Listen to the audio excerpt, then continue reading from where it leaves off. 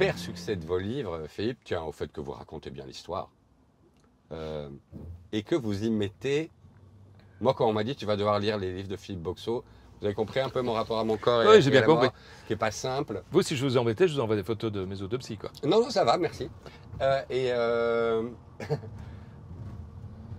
et je me suis dit, ah, je vais pas être bien, ça va durer 3 semaines. Vraiment, ça m'affecte.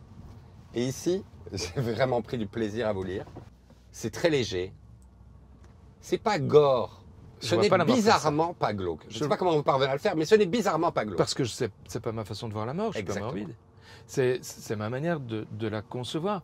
Pour moi, la mort n'est pas marrante, c'est même un drame. C'est surtout un drame, pas pour celui qui s'en va, parce que celui qui s'en fout, il est mort. Mais c'est un drame pour ceux qui restent. Mais c'est pas pour autant qu'il faut considérer la mort comme un sujet tabou. Or, dans notre société, elle l'est. Alors, toutes les façons de mourir que je décris dans mes livres sont évidemment dues à des tiers, parce que sinon, il n'y aurait pas d'histoire. Sont évidemment des meurtres, parce que sinon, il n'y aurait pas d'histoire. Ou sont des choses qu'on a pris pour des meurtres, mais qui étaient des suicides de mort naturelle. Sinon, il n'y aurait pas d'histoire non plus. Voilà. Alors, en plus, je trouve ça, il y a des manières de mourir qui sont quand même rigolotes. Ce type qui se met 14 coups de feu dans le corps et qui doit s'en mettre 14 parce que malheureusement, il a les bras trop courts pour atteindre la détente de son arme.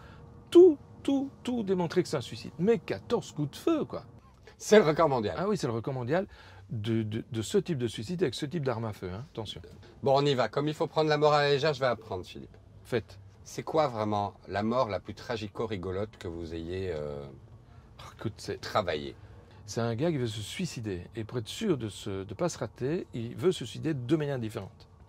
Il décide qu'il va se pendre et qu'en même temps, il va se tirer une balle dans le crâne. Les deux. Les deux.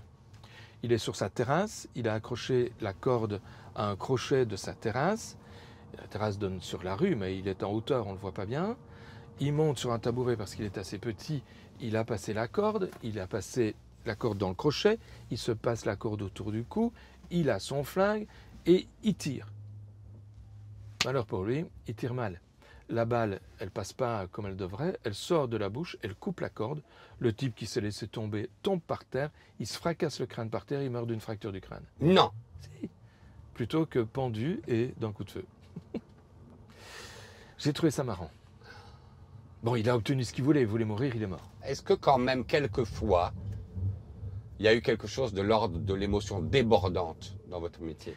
Débordante, non, mais de l'émotion, oui. Hein.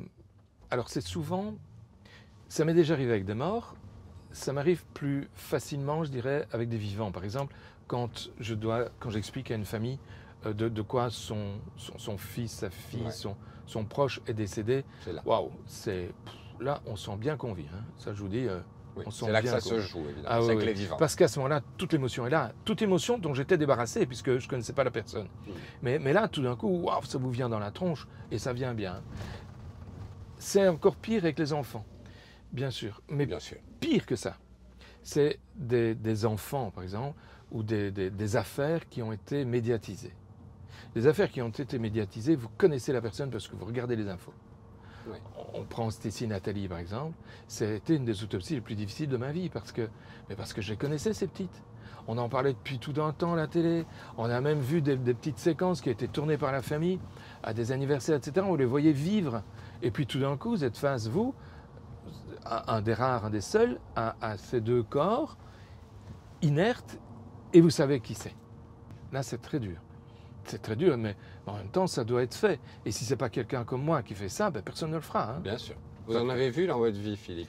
Ben, pas mal, hein, en 33 ans. Quand je dis 6 000 morts, en fait, c'est une évaluation parce que je n'ai pas compté. Oui. Je n'ai pas compté. Et même chose pour les autopsies. Je dis toujours entre 2500 et 3000, mais c'est une évaluation.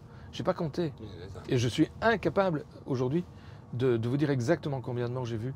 Et la mort la plus stupide? C'est un type qui a voulu se regarder dans un miroir en même temps qu'il s'introduisait un manche de brosse dans l'anus.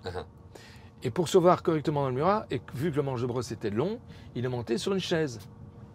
Il a glissé, il est tombé, il s'est embroché. Le manche de brosse est rentré, il est allé buter toute la cavité abdominale et principalement, il est arrivé dans le foie. Et quand on trouve ce monsieur sur place, il n'a plus le manche de brosse dans l'anus.